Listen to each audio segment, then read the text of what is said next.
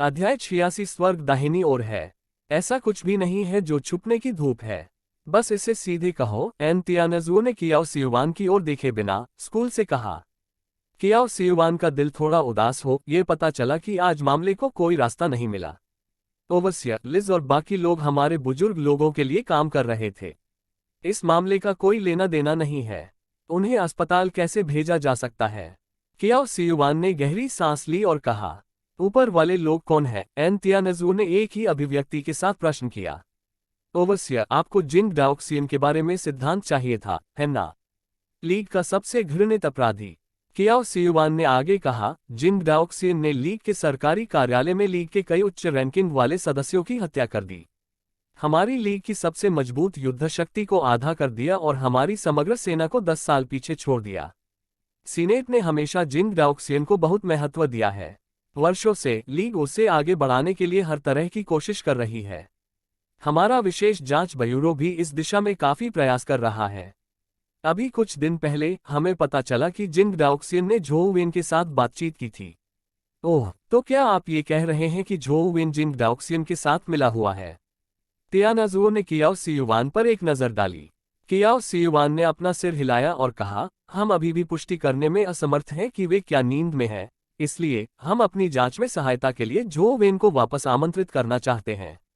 Overseer आप महान जन्म के हैं, लेकिन जो आपके पद हैं वे सामान्य व्यक्ति के लिए अकल्पनीय हैं। यह आपके लिए आसान नहीं है और न ही एक परिवार के लिए है। जिंग डाओक्सियन जैसी बड़ी समस्या के कारण आपको खुद पर राइट जंप का बोझ क्यों चाहिए? इसके अलावा क्या आपने एक बार झोउ वेन की आलोचना नहीं की थी और कहा था कि उसके साथ कोई समस्या थी? तो आप क्या कह रहे हैं कि मुझे आपको धन्यवाद देना चाहिए? एन तियानजुओ ने पूछा। बिल्कुल नहीं ओवरसियर, मैं बहुत दूर पर रहूंगा यदि आप समझते हैं कि हम कहां से आ रहे हैं। कियाओ सियुआन को और अधिक बुरा महसूस हुआ क्योंकि उसने जबरदस्ती मुस्कुराने पर मजबूर कर दिया। तियानजुओ ने फीकी मुस्कान के साथ कियाओ सियुआन की ओर देखा। मैंने झोउ वेन की आलोचना की और मुझे उसकी दृष्टि दुखदाई लगी। लेकिन मैं उसकी कैसे आलोचना करता हूं या उसे धमकाता हूं, यह मेरी इच्छा पर निर्भर करता है। क्या मैंने कहा था कि कोई टॉम, डिक और हैरी उसे धमका सकता है? कियाओ सियुआन की अभिव्यक्ति तुरंत बदल गई। वह जबरदस्ती मुस्कुराया और बोला, निगरानी, आप बिल्कुल सही कह रहे हैं। हम निश्चित रूप से बेहतरी के लिए बदलाव लाएंगे। हम आपको भविष्य में एन परिवार से जुड़े किसी भी ऑपरेशन के बारे में निश्चित रूप से सूचित करेंगे। कोई बुरा रवैया नहीं। ठीक है, मैं कोई अनुचित व्यक्ति नहीं हूँ। चूंकि आपने इतना कह दिया है, मैं उनकी जान बख्श दूंगा, एन तियानजुओ ने कहा। धन्यवाद ओवरसियर, मैं सचमुच आभारी हूँ। अगर आपको मेरी किसी चीज की जरूरत है तो बेझिझक मुझे आदेश जारी करें, कियाओ सियुआन ने तुरंत कहा। उन्हें मौत से तो बचाया जा सकता है, लेकिन सजा से नहीं। अन्यथा क्या कोई टॉम, डिक और हैरी अपनी इच्छानुसार काम करने के लिए लुओयांग नहीं आएंगे? क्या लीग के कानूनों का उल्लंघन किया जाना चाहिए?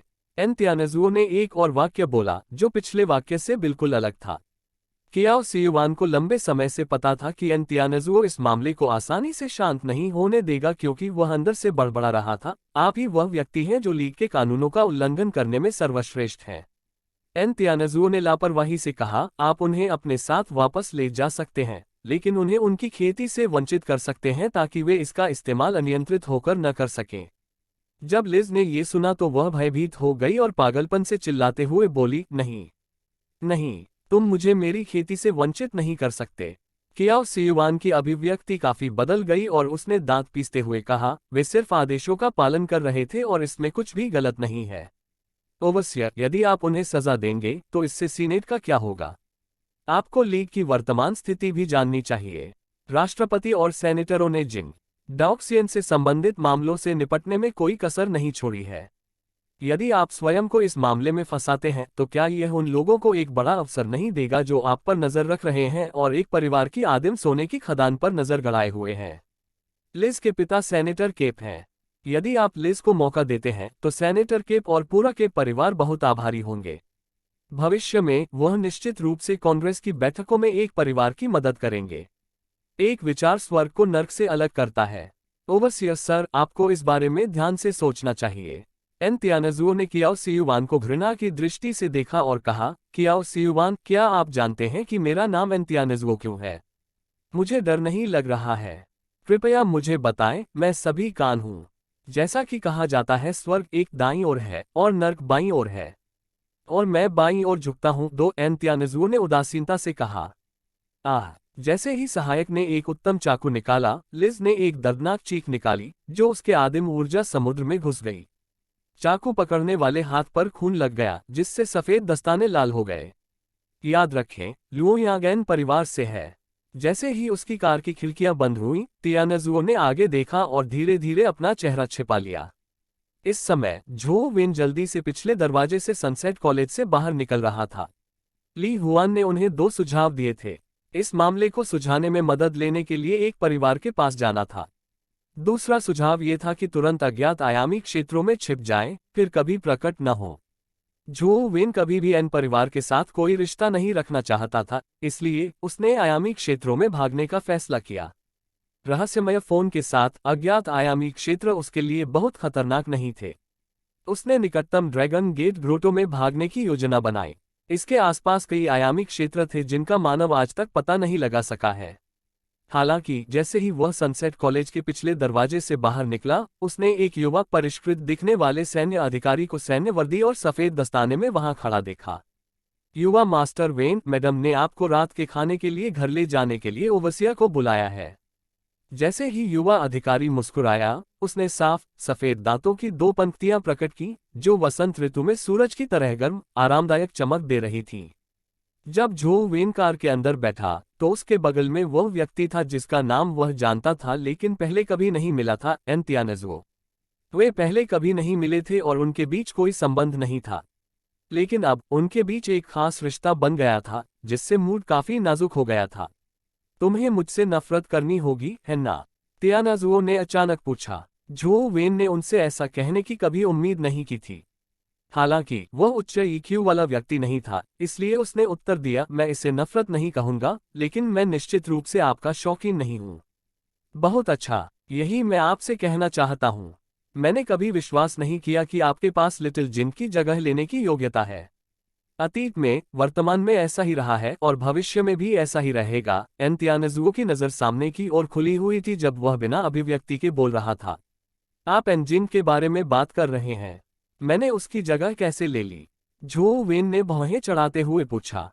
एंतियानजुओ ने कोई जवाब नहीं दिया लेकिन उदासीनता से कहा, मुझे वास्तव में समझ में नहीं आता कि मेरी माँ क्यों मानती है कि तुम लिटिल जिन से बेहतर हो।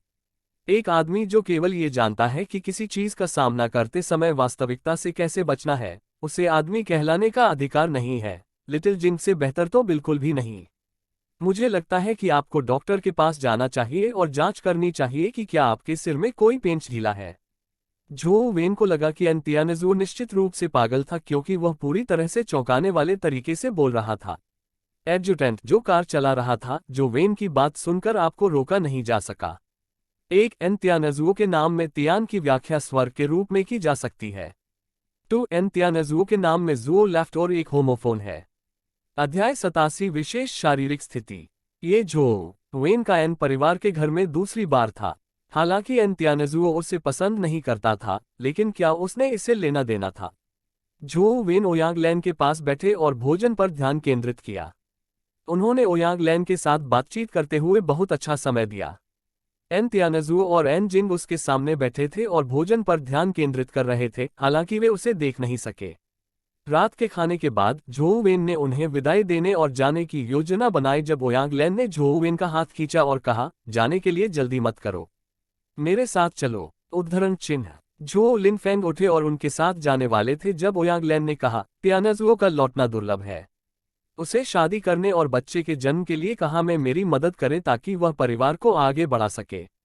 साथ ही उसे महिलाओं को मनाना भी सिखाएं। आप इसमें सर्वश्रेष्ठ हैं। झो लिनफेंग ने कड़वी मुस्कान के साथ कहा, जब आप मेरी मदद मांग रहे हैं तो क्या आप मेरी प्रतिष्ठा को धूमिल नहीं कर सकते? यह मैं आपकी प्रशंसा कर रहा हूं। ओयांगलैन ने झो वेन का हाथ सुपरमार्केट में फैले खिलखिलाते हुए कहा। एक परिवार का घर बड़ा और सुंदर था। जैसे ही वे आकट के अंदर पत्थर के रास्ते पर चले, ओयांगलैन ने कहा, छोटी वेन, कुछ परेशानी वाली बात है कि मेरे मामले में आप पद पर आसीन हो गए हैं। आप क्या मदद कर सकते हैं? उद्धरण चिन्ह। यह क्या है? झो वेन ने आश्चर्य से पूछा। ओयांग लैन लोन के किनारे एक बेंच पर बैठे और मुड़े हुए कहा, जब आप स्कूल में थे तो आपने 6 लीग हीरोज की कहानी सुनी होगी, है ना? उन्होंने सिर हिलाया पर सहमति व्यक्त की। इसी तरह मानव ने सबसे पहले एक पौराणिक देवता को मार डाला। उन्होंने ही लीग सरकार की स्थापना और मानवता के सबसे बड़े काल और सबसे बड़े शांति काल को समाप्त करने की मांग की थी। ओयांग लैन ने कहा, लीग सरकार की स्थापना वास्तविक है, लेकिन यह जरूरी नहीं है कि अंधेरा और अराजकता खत्म हो। झो वेन का इस बारे में ज्ञान उनके पाठ्यक्रम तक ही सीमित था, इसलिए उन्होंने ओयांग लैन के जारी रहने का इंतजार किया। वर्तमान में लीग स्थिर और फलती फूलती दिख रही है, लेकिन इसमें गहरी अंतर्धाराएं उभर रही हैं। ओयांग लैन ने कहा, कभी भी कुछ ऐसा हो सकता है जो मानव समाज के लिए महाप्रलय बन जाए। क्या प्रलय का संबंध परमाणु बम से है? झो वेन ने पूछा। अवैध क्षेत्र में आतंकवादियों की गतिविधियों को प्रतिबंधित किया जाता है, लेकिन कोई नहीं जानता कि यह प्रतिबंध कितने समय तक चल सकता है। हालांकि ये सबसे गंभीर प्रलय नहीं है। ओयांग लैन ने आगे बढ़ने से पहले रुकते हुए कहा, वास्तव में अब तक की सबसे बड़ी तबाही इंसान ही है। 6 लीग हीरोज ने लीग की स्थापना और सतह पर ये लोकतंत्र और स्वतंत्रता को बढ़ावा देता है, लेकिन वास्तव में सच्ची शक्ति सीनेट और राष्ट्रपति है। और इन लोगों का चयन 6 लीग हीरोज के परिवार से होता है। इसलिए लीग वास्तव में निरंकुशता से अलग नहीं है, और एक निरंकुश शासन के लिए पूर्ण केंद्रीय शक्ति की आवश्यकता है। लेकिन इस युग में स्पष्ट रूप से पूर्ण शासन स्थापित करना कोई आसान काम नहीं है। कम से कम 6 लीग हीरोज के परिवार के पास संपूर्ण अर्थ लीग को नियंत्रित करने की पूर्ण शक्ति नहीं है। हालांकि वे कई वर्षों से कड़ी मेहनत कर रहे हैं, लेकिन परिणामों से यह ध्यान देने योग्य है कि लीग पर उनका नियंत्रण लगातार कमजोर हो रहा है। वर्तमान में लीग प्रतिद्वंद्वी गुटों के साथ एक खंडित राष्ट्र के रूप में है। ऐसा देखने पर ओयांग ने ओजो वेन पर अपनी नजरें जमाई और सवाल करते हुए पूछा, क्या आप जानते हैं कि लीग स्थिर रहती है और ऐसी स्थिति में पहुंच के बावजूद पूरी तरह से ध्यान क्यों नहीं दिया जाता? मुझे नहीं पता, झो वेन ने सिर हिलाते हुए कहा। ऐसा ही है, क्योंकि लीग में केवल 6 लीग हीरोज के परिवार के पास पौराणिक चरण के विशेषज्ञ हैं। झो वेन चमत्कारी था। क्या यह नहीं कहा गया है कि लीग में कोई भी पौराणिक चरण तक नहीं पहुंच पाया है?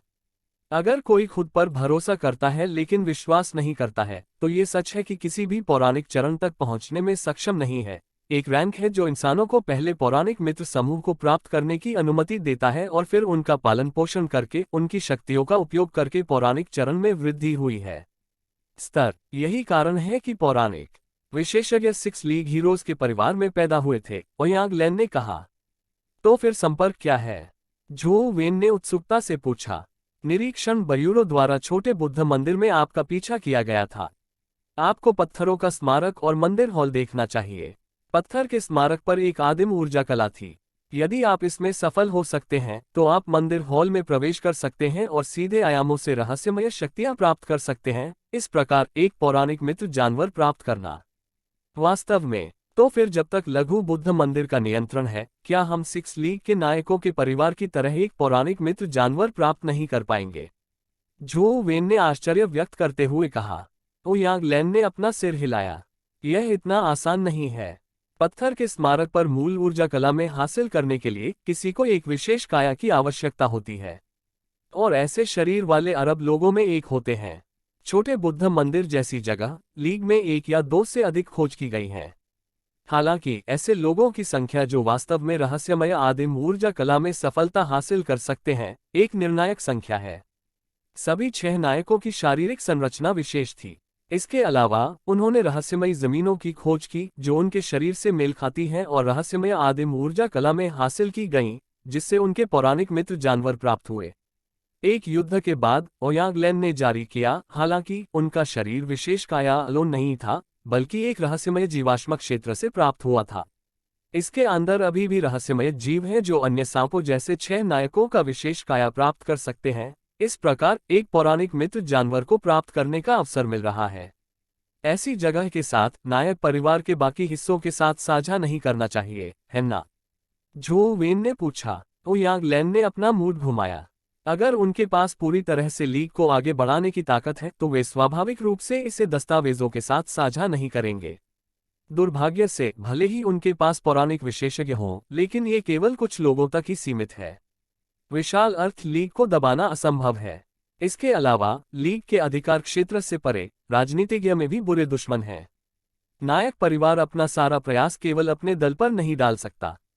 विदेश में दुश्मन। जो वेन आश्चर्यचकित था। अर्थ लीग केवल भूमि को नियंत्रित करता है। वैज्ञानिक में अन्य मानव गुट भी अनुभव में हैं। इनके बारे में मैं आपको भविष्य में विस्तार से बताऊंगा। लीग को नष्ट करने से बचने के लिए नायक परिवार ने विभिन्न देशों के बड़े लोगों को कुछ निश्चित उम्मीदवार स्थान दिए हैं, जिससे इन बड़े लोगों के वंशजों को ऐसी रहस्यमय भूमि में प्रवेश का अवसर मिल सके। वे विशेष शारीरिक संरचना प्राप्त करने के अवसर के लिए नायक परिवार के वंशजों के साथ प्रतिस्पर्धा करेंगे। ये सतह पर लीग की शांति को अल्प रूप से स्थिर कर देता है। जहां तक एक परिवार की बात है, उसके पास एक ऐसी जगह है। मुझे मत बताओ कि तुमने मुझे कहाँ दी। जो वेन को अचानक कुछ पता चला जब उसने ओयांग लैन को अविश्वास से देखा। सिर हिलाया ने कहा, वह स्थान लिलजिंग के लिए था और उसकी प्रतिभा और ताकत के साथ उसके पास एक विशेष काया प्राप्त करने की बहुत अधिक संभावना थी। दुर्भाग्य से वह एक बीमारी के साथ पैदा हुई थी। उसकी मां होने के नाते मैं नहीं चाहता कि वह और खतरनाक दांव हो। मैं चाहता हूं कि आप इस प्रतियोगिता में लिलजिंग की जगह लें और विशेष काया प्राप्त करें, जिससे एक पौराणिक मित्र जानवर प्राप्त हो। आपकी अनुमति प्राप्त बिना हमारे विशेष व्यक्ति को आपके लिए स्थानापन्न करने के लिए मुझसे क्षमा मांगनी होगी। इसके अलावा आइटम फाइल में कोई परिवर्तन नहीं किया जा सकता है। ओयांग लैन ने झोउ वेन को सिर पर थपथपाया और सवाल करते हुए कहा, तुम्हें बहुत दबाव महसूस करना नहीं है। मैंने शुरुआत में इंजन डिपार्टमेंट की कभी योजना नहीं बनाई थी, इसलिए ये स्थान नौकरी हो जाती थी। इसलिए मैंने इसे आपके लिए बदल दिया। अगर आपकी इच्छा नहीं है तो चिंता न करें। अध्याय 88 टाइगर केज पास में फिर से प्रवेश करना। आपने एंतियानेजुओ को नामांकित क्यों नहीं किया? झो वेन ने कुछ विचार विमर्श के बाद पूछा। ओयांग लैन ने कहा, क्योंकि वह बहुत मजबूत है। उसे असुविधाजनक लाभ है। झो वेन को समझ नहीं आया कि ओयांग लैन का क्या मतलब है। हालांकि उनके पास एक सामान्य विचार था। शायद किसी विशेष परिस्थिति की सूरत ने किसी के विकासवादी स्तर को सीमित कर दिया हो। आपने मुझे नामांकन क्यों दिया? झो वेन इतना मूर्ख नहीं था कि यह विश्वास कर ले कि यह नामांकित स्थान होगा। भले ही एंतियानेजुओ और एन जिंग ऐसा नहीं कर सकते, लेकिन एन परिवार इस नामांकित उपयोग के भारी लाभ के बदले में कर सकता है। कई प्रसिद्ध कुलीन और परिवार इस नामांकित स्थान में बहुत रुचि रखते हैं। हटकर के पीछे 10,000 कदम एक परिवार हमेशा अन्य सहयोगी लांबी को स्थान दे सकता है। यह एक बड़ा पारिवारिक कबीला था, इसलिए किसी भी उपयुक्त व्यक्ति के लिए यह आसान होगा। ओयांग लैन ने झो वेन की ओर देखा और कहा, छोटी वेन, तुम विश्वास करो या न करो, मैंने लिनफेंग से शादी की है, इसलिए हमें एक दूसरे के बच्चों को स्वीकार करना चाहिए। मैं अपने बच्चे की तरह मानूंगा। उद्धरण चिन्ह डॉट। बेशक तियानजुओ और लीलजिंग मेरे बच्चे हैं, इसलिए उनके लिए मेरी भावनाएं आपकी तुलना में कहीं अधिक गहरी हैं। यदि आप एक साथ खतरे का सामना करना चाहते हैं तो मैं निश्चित रूप से उन्हें प्रतिज्ञा के रूप में सुरक्षित रखता हूं। लेकिन इसके अलावा मैं एक मां के रूप में अपना सर्वश्रेष्ठ प्रदर्शन करूंगी। तुम्हें ऐसा करने की कोई बर्बादी नहीं है। झो वेन वास्तव में ओयांग लैन की शैली के काफी शौकीन थे। उन्होंने कहा, आपको मनोवैज्ञानिक रूप से बोझ महसूस करने की बर्बादी नहीं है। ये तो बस मेरा एक मकसद है कि मैं तुम पर जबरदस्ती नहीं करूंगा। यदि आप दाखिला लेते हैं तो ये परिवार का दरवाजा आपके लिए हमेशा के लिए खुला है। यदि आपकी इच्छा नहीं है तो मैं आपको चिंता के लिए लेखों को कॉल नहीं करूंगा। सभी कुछ प्रविष्टियां आपके ऊपर अनुशंसित हैं। क्या आप क्लासिक विश्वास रखते हैं कि मैं विशेष काया प्राप्त कर सकता हूं? झो वेन को अभी भी यही समझ आया था कि ओयांग लैन पर उस पर इतना भरोसा क्यों था। यहां तक कि एन जिंग उत्कृष्ट जैसे व्यक्तिगत रूप से भी पूर्ण नहीं होगा, और जो वेन अभी तक पौराणिक मंच तक आगे नहीं बढ़ पाया है, वह अन्य लोगों की तुलना में एन जिंग से बहुत हीन था। ओयांग लैन ने अपना फोन उठाया और फोटो ऐप खोला। वह एक खूबसूरत चश्माधारी बूढ़ा व्यक्ति वाली एक तस्वीर थी। क्या आप उसे जानते हैं? ओयांग लैन ने बुजुर्ग व्यक्ति की ओर से फोटो खींची और पूछा। वह पूर्व निर्माता हैं। झो वेन ने आश्चर्य से कहा। गाइड हाई स्कूल में पूर्व निर्माता द्वारा उनकी बहुत ही स्थापना की गई थी। झो वेन ने अपना अधिकांश समय अकेले अमीरात में बिताया। जब वह हाई स्कूल में थी तो वह शायद ही कभी घर लौटी थी। यहां तक कि उन्होंने बुनियादी ढांचे से भी कठिन परिश्रम तक कहा। ऐसा बार बार उनका सामना पूर्व निर्माता से होता था। समय के साथ उनके बीच काफी अच्छे मूड बन गए। पूर्व कार्यशाला ने उसे अपने यहां भोजन के लिए भी आमंत्रित किया था। बाद में पूर्व राजकुमारी को अपने बीमार शरीर के कारण जल्दी सेवानिवृत्ति मिल गई। जब वह चला गया तो झो वेन ने उससे विदा करने की योजना बनाई, लेकिन पूर्व वास्तुशिल्पी ने इनकार कर दिया। उन्होंने दावा किया कि उन्हें ऐसे दृश्यों से सबसे ज्यादा नफरत है। तब से झो वेन उनसे कभी नहीं मिले। लगभग 1 साल हो गया था। यही वह था जिसे एमआरआई ने कहा था कि तुम उत्कृष्ट हो, लिल जोन कहीं भी बेहतर नहीं। हालांकि मैं इससे पूरी तरह सहमत नहीं हूं, लेकिन जब वह ऐसा कहती है तो आपको उत्कृष्ट होना चाहिए, ओयांग लैन ने कहा। पूर्व निर्माता के साथ आपका क्या संबंध है? झो वेन ने ओयांग लैन की ओर से और दस्तावेजों को देखा। वह ओयांग लैन ने देखने से पहले स्टिकी से पले झपकाई, वह मेरे पिता हैं। झो वेन ने फोटो को देखते हुए अपनी टूटी हुई जांघें और वापस ओयांग लैन को देखा। उन्होंने कुछ लाभकारी साझा किए। झो वेन के स्कूल के विद्यार्थियों के वापस आने के बाद भी उन्हें यह अप्रत्याशित लगा। उनके पिता ने जिस महिला से शादी की थी वह पूर्व निर्माता की बेटी थी। ओयांग लैन ने उससे कहा कि वह आगे चिंता न करे। विशेष जांच ब्यूरो भविष्य में इस आधार पर कोई गलती नहीं ढूंढेगा कि वह लुयांग को नष्ट नहीं करेगा। उसने झो वेन से ये भी कहा कि वह एंजिन द्वारा दी गई सनस्ट्रेफ कला को विकसित करने का प्रयास कर सकता है। सनस्ट्रेफ कला भी एक रहस्यमय भूमि से आई थी, हालांकि इसे एक सरलीकृत संस्करण में संशोधित किया गया था जिसे विशेष काया के बिना भी विकसित किया जा सकता था। वास्तव में प्रसिद्ध प्राइमोर्डियल एनर्जी आर्ट्स जैसे इनविंसिबल कॉर्नेट डिवाइन आर्ट सभी की उत्पत्ति समान थी। हालांकि सरलीकृत संस्करण मूल संस्करणों से कमतर थे। उनके पास पौराणिक साथी जानवरों को प्राप्त करने की क्षमता का अभाव था। हालांकि सरलीकृत संस्करण मूल संस्करणों की तुलना में बहुत कमजोर थे, फिर भी वे विशिष्ट प्राइमोर्डियल एनर्जी आर्ट की तुलना में कहीं अधिक मजबूत थे। ओयांग लैन को उम्मीद थी कि जब झो वेन विशेष काया और पौराणिक साथी जानवरों के लिए प्रतिस्पर्धा करेगा तो वह अपनी संभावनाओं को बढ़ाने के लिए सनस्ट्रेफ कला में महारत हासिल कर सकता है। भले ही वह इन 2 कारकों के बारे में चिंतित नहीं थे, लेकिन इस तरह की उच्च स्तरीय प्राइमोर्डियल एनर्जी कला की खेती से केवल लाभ ही हुआ। झो वेन ने इस बारे में अपना निर्णय नहीं लिया कि वह विशेष काया के लिए प्रतिस्पर्धा करेंगे या नहीं, लेकिन उन्होंने सनस्ट्रेफ आर्ट पर एक नज़र डालने की योजना बनाई थी। ऐसा नहीं था कि वह सनस्ट्रेफ कला को विकसित करने की इच्छा नहीं रखते थे, लेकिन चूंकि प्राइमोर्डियल एनर्जी आर्ट रहस्य की भूमि से आई थी, जैसे कि लघु पूर्णता ज्ञान सूत्र, झो वेन जानना चाहते थे कि क्या खोए हुए अमर सूत्र का कोई प्रभाव पड़ा है। ये मौलिक ऊर्जा कलाएं इतने लंबे समय तक यूएसबी ड्राइव अपने पास रखने के बाद यह पहली बार था जब वह सामग्री को गंभीरता से पढ़ रहा था। सनस्ट्रेफ कला वास्तव में एक उच्च स्तरीय मौलिक ऊर्जा कला थी जो तपस्वी ध्यान से कहीं अधिक महान थी। संपूर्ण सनस्ट्रेफ आर्ट को पढ़ने के बाद उसमें खोए हुए अमर सूत्र के बारे में कुछ नहीं हुआ। ऐसा नहीं था कि जब उन्होंने बुद्धि सूत्र की लघु पूर्णता पढ़ी थी, जिसमें खोया हुआ अमर सूत्र स्वचालित रूप से बुद्धि सूत्र की लघु पूर्णता की संचलन विधि में बदल जाएगा। क्या ऐसा हो सकता है कि इसके उपयोग के लिए मुझे मूल धर्मरथों को देखने की आवश्यकता हो? झो वेन ने अंदर ही अंदर अनुमान लगाया। झो वेन ने यूएसबी ड्राइव को हटा दिया और टाइगर केज पास कालकोठरी को पीसने के लिए अपने फोन का उपयोग करने ही वाला था कि ली हुआन उसके पास आया। एक परिवार ने आपकी समस्या का समाधान कर दिया है। विशेष निरीक्षण ब्यूरो दोबारा आने की हिम्मत नहीं करेगा। अब आप निश्चिंत हो सकते हैं। क्या अब समय नहीं आ गया है कि हम उस परीक्षण मिशन को पूरा करें जो काउंसलर वांग ने हमें दिया था? ली जुआन ने मुस्कुराते हुए कहा। ठीक है। कुछ विचार के बाद झो वेन सहमत हुए। आखिरकार उनके पास ज्यादा समय नहीं बचा था। परीक्षण मिशन को अभी पूरा करना कोई बुरा विचार नहीं था। हालांकि वांग फेई ने कहा था कि वे 4 लोगों की टीम में राक्षसी जनरल को मार सकते हैं। ली हुआन और झो वेन का दूसरों को भर्ती करने का कोई इरादा नहीं था। बस वे दोनों ही काफी अच्छे थे। सनसेट कॉलेज इतना बड़ा था कि कल की घटना की खबर दूसरों तक नहीं फैली थी। जो लोग झो वेन को जानते थे और जो कुछ हुआ था वे और भी कम थे। उन छात्रों में से जब उन्होंने झो वेन को देखा तो उन्होंने कोई अलग प्रतिक्रिया नहीं दी। झो वेन और ली हुआन टाइगर केज पास की ओर चल रहे थे, तभी उन्हें अचानक आगे से हलचल सुनाई दी। तभी उन्होंने कई छात्रों को वापस भागते देखा। उनमें से कुछ भाग रहे थे और चिल्ला रहे थे, भागो। आगे एक शब्द उत्कीर्ण डिमोनाइज्ड जनरल है। ये यहाँ तेजी से बढ़ रहा है। जैसा कि उस रणनीति में विशेष रूप से उल्लेख किया गया था कि पौराणिक मंच विशेषज्ञ भी शब्द उत्कीर्ण राक्षसी जनरलों को पकड़ने में सक्षम नहीं थे। किसी भी नए व्यक्ति ने जोखिम लेने की धमकी नहीं दी थी। वे सभी टाइगर केज पास के तालाब के पास से बाहर के आकर्षण के लिए भाग गए। मुझे यकीन है कि किस्मत खराब है। यह एक शब्द उत्कीर्ण राक्षसी जनरल की उपस्थिति होगी। आइए अब वापस आएं और जब तक स्कूल खत्म न हो जाए तब तक प्रतीक्षा करें।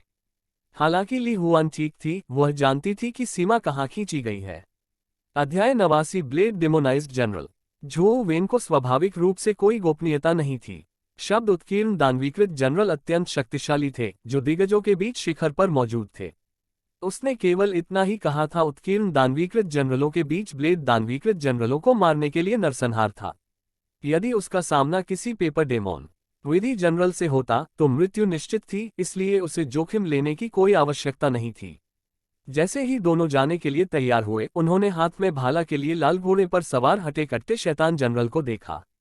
कुछ अवशेष इसके बहुत करीब हैं और इसके पहाड़ में आने वाली जगह है। बहन, ली जुबान ने ध्यान से देखा और तुरंत उसके चेहरे का रंग उड़ गया। उसने जैड आंखों वाले सफेद बाघ को बुलाया और भागती हुई भीड़ पर हमला कर दिया। झो वेन ने राक्षसी जनरल द्वारा पीछा किए जा रहे छात्रों में ली वेयान को भी देखा। हालांकि उन्होंने तुरंत सूचना नहीं दी। वह बहुत दूर और स्पष्ट रूप से नहीं देख सका कि सिर पर खुदा हुआ शब्द क्या था। यदि यह ब्लेड होता है तो उसे विश्वास था कि वह ली हुआन को ली वेयान को बचाने में मदद कर सकता है। यह भी संभव था कि उसे मार दिया जाए और कुछ अच्छा मिल जाए। हालांकि यदि उनका सामना एक पेपर डेमोन जनरल से हुआ तो जो वेन केवल खुद को मौत के घाट उतार रहा है अगर वह आगे बढ़ता है, यह अर्थहीन होगा। ली वेयान के पास legendary companion beasts, black knight और जेड आइड व्हाइट टाइगर थे। भले ही वे पेपर डेमोनाइज्ड जनरल के मुकाबले नहीं थे, फिर भी वे ली वेयान को बलिदान देकर बचाने के लिए पर्याप्त थे। क्या ली हुआन तुम्हारी दोस्त नहीं है? आप उसकी मदद क्यों नहीं करने जा रहे? झो वेन दानवीकृत जनरल के हेलमेट पर अंकित शब्द को समझने की कोशिश कर रहा था, तभी उसे एक परिचित आवाज सुनाई दी। वह पीछे मुड़ा और देखा कि एंजिन भावशून्य भाव के साथ उसके पास खड़ा है। वह किसी समय चलकर आई थी। उसके स्वर में उपहास का स्पष्ट संकेत था। उसने उसे नजरअंदाज करने से पहले उस पर नजर डाली। उसने राक्षसी जनरल के हेलमेट की जांच करने के लिए अपना सिर पीछे घुमाया और यह समझने की बहुत कोशिश की कि यह शब्द क्या था। हालांकि झो वेन को ओयांग लैन से काफी प्यार था, लेकिन इसका मतलब यह नहीं था कि एन परिवार में सभी के प्रति उसकी अनुकूल धारणा थी। कम से कम उसके मन में एन जिंग और एन तियानजुओ के प्रति अनुकूल धारणा नहीं थी, इसलिए वह उनके साथ कोई बातचीत नहीं करना चाहता था। झो वेन एन भाई बहनों की वजह से ओयांग लैन पर अपना गुस्सा नहीं उतारेगा, लेकिन वह सिर्फ उसकी वजह से उनके प्रति अपना स्नेह नहीं बढ़ाएगा। एन जिंग ने और कुछ नहीं कहा। वह ये भी जानती थी कि एक नश्वर मंच के छात्र के लिए शब्द उत्कीर्ण राक्षसी जनरल से लड़ना अवास्तविक था। यह कोई वीरतापूर्ण कार्य नहीं बल्कि आत्महत्या होगी। हालांकि किसी कारण से एन जिंग ने झो वेन को एक दुखद दृश्य पाया। भले ही उसने सही काम किया हो, फिर भी वह उसका मजाक उड़ाने से खुद को नहीं रोक पाती। हालांकि उसने ऐसा कहा था, एन जिंग की आंखें राक्षसी जनरल पर छलक पड़ी थीं। वह अपने साथी जानवर को युद्ध में शामिल करने के लिए बुलाने के लिए तैयार थी। सबसे पहले ऐसा इसलिए था क्योंकि एन जिंग अपने साथी छात्रों को राक्षसी जनरल द्वारा मारने की अनुमति नहीं देती थी, और दूसरी बात, शब्द उत्कीर्ण राक्षसी जनरल की उपस्थिति की संभावना बहुत कम थी। एक बार जब ये प्रकट हुआ तो ये स्कूल के सर्वश्रेष्ठ छात्रों का लक्ष्य बन गया। कंपेनियन बीस्ट और प्राइमर्डियल एनर्जी स्किल जिसे शब्द उत्कीर्ण डेमोनाइज्ड जनरल ने छोड़ा था, बेहद दुर्लभ और बहुत उपयोगी थे। साथ ही जानवर को किसी स्पष्टीकरण की आवश्यकता नहीं थी। यह असाधारण ताकत वाला एक पौराणिक साथी जानवर था और यहाँ तक कि महाकाव्य प्राणियों के साथ लड़ाई में भी इसका कुछ उपयोग हो सकता था। यह एक शीर्ष श्रेणी का पौराणिक साथी जानवर था जो अत्यंत दुर्लभ था। शब्द उत्कीर्ण डेमोनाइज्ड जनरल की प्राइमर्डियल एनर्जी स्किल भी बहुत उपयोगी थी। पेपर डेमोनाइज्ड जनरल के astral suction palm, blade demonized general के एस्ट्रल स्लैश ब्लेड और फिस्ट डेमोनाइज्ड जनरल के एस्ट्रल फिस्ट सभी पौराणिक लोगों के बीच दुर्लभ शीर्ष श्रेणी के प्राइमर्डियल एनर्जी कौशल थे। एस्ट्रल सक्शन पाम अंतरिक्ष में चीजों को चूस सकता है। एस्ट्रल स्लैश ब्लेड में एक ब्लेड बीम था जो बिजली की तरह तेज था। एस्ट्रल फिस्ट की विस्फोटक शक्ति अद्वितीय थी। ये सभी मौलिक ऊर्जा कौशल थे जिनके लिए दिग्गज विशेषज्ञ तरसते थे।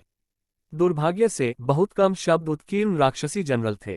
कंपेनियन बीस्ट्स और प्राइमर्डियल एनर्जी स्किल क्रिस्टल की गिरावट दर बहुत कम थी। टाइगर केज पास डायमेंशनल जोन की खोज हुए कई साल हो गए थे, लेकिन शब्द उत्कीर्ण डेमोनाइज्ड जनरल कंपेनियन बीस्ट्स और प्राइमर्डियल एनर्जी स्किल्स वाले लोगों की संख्या कम थी। सनसेट कॉलेज के अंदर यदि किसी के पास शब्द उत्कीर्ण दानवीकृत जनरल कंपेनियन बीस्ट हो या उसके पास शब्द उत्कीर्ण दानवीकृत जनरल की आदिम ऊर्जा कौशल हो तो हर कोई उससे ईर्ष्या करेगा। एनजिन के लिए कंपेनियन बीस्ट्स और प्राइमर्डियल एनर्जी स्किल्स प्राप्त करना आसान था, लेकिन एक शब्द उत्कीर्ण डेमोनाइज्ड जनरल कंपेनियन बीस्ट प्राप्त करना आसान प्रयास नहीं था। उनमें से बहुत कम थे और बाजार में बिक्री के लिए व्यावहारिक रूप से कोई भी नहीं था। इसके अलावा एक साथी जानवर जो किसी की मार से गिरा, उसे खरीदने की तुलना में उपलब्धि का बेहतर एहसास देता है। जैसे ही एनजिन कार्रवाई करने के लिए तैयार थी, उसने झो वेन को अचानक छोड़े गए तीर की तरह आगे बढ़ते हुए देखा और वह सीधे शब्द उत्कीर्ण डेमोनाइज्ड जनरल की ओर बढ़ रहा था।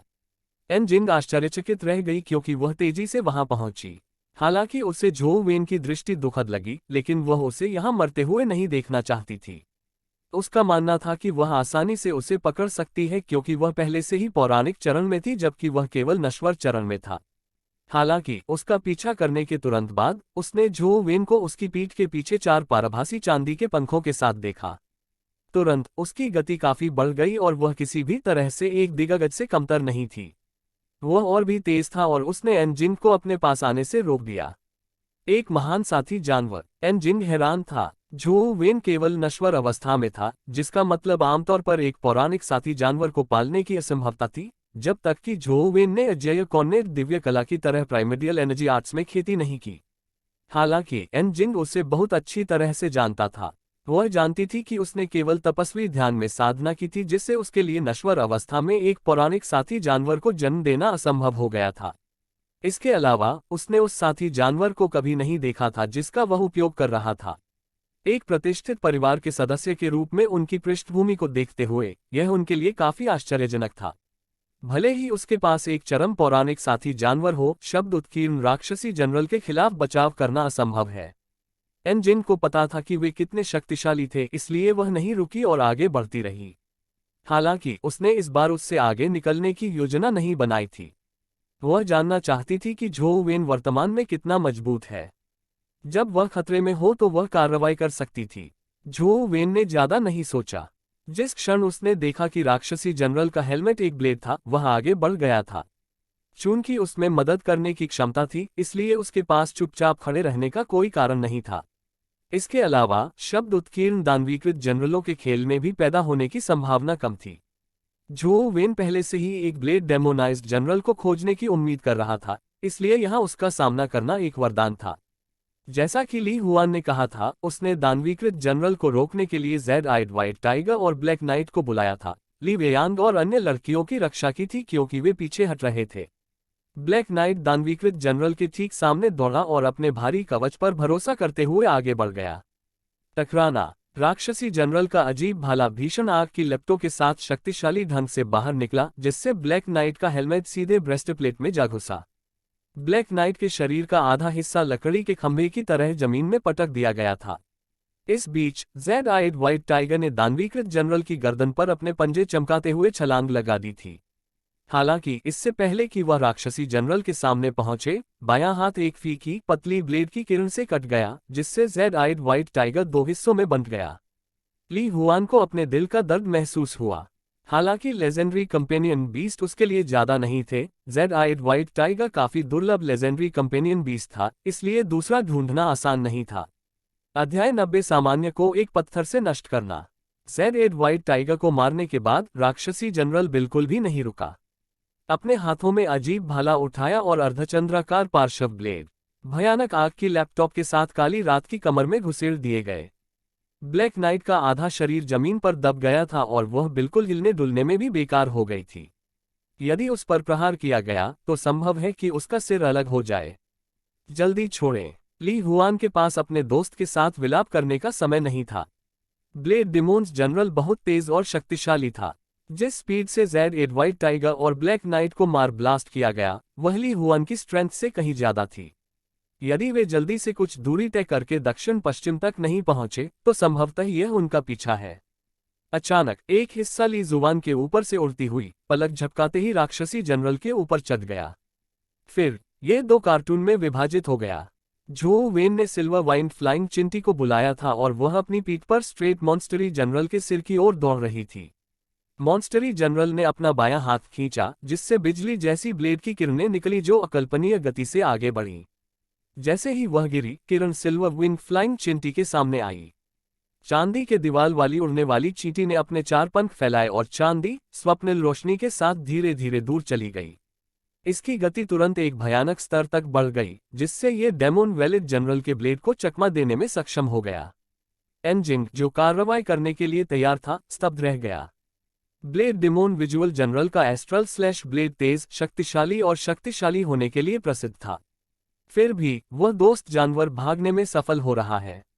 उसे एसेट आर्किटेक्चरल कर दिया। एक गैर एवियन मित्र बीस्ट का पास की उड़ान के साथ होना आदिम ऊर्जा कौशल हो काफी दुर्लभ है। युद्ध देखते समय एनजिंग अपनी जगह पर रुक गया। जब ची मॉन्स्टरी जनरल अपने ब्लेड से सिल्वर वाइन फ्लाइंग चींटी से विफल हो गया, तो उसके हाथ में मौजूद स्ट्रेंज भाले ने सिल्वर वाइन फ्लाइंग चिंटी और झो वेन को नीचे गिरने की उम्मीद में आग की लपटें आकाश में उठा लिया। हालांकि सिल्वर विंग फ्लाइंग चींटी ने राक्षसी जनरल के हमलों को चकमा देते हुए मध्य हवा में तेजी से दिशा बदल दी। उसी समय उनके डंक ने मॉन्स्टरी जनरल के सिर पर मैजिक सुई चला दी। हालांकि इससे पहले कि यह डेमोनाइज्ड जनरल तक पहुंच जाए, इसे एस्ट्रल स्लैश ब्लेड ने अपने हाथों से अलग कर दिया। झो वेन ने मॉन्स्टरी जनरल से युद्ध करते समय सिल्वर विंग फ्लाइंग चिंटी को नियंत्रित किया।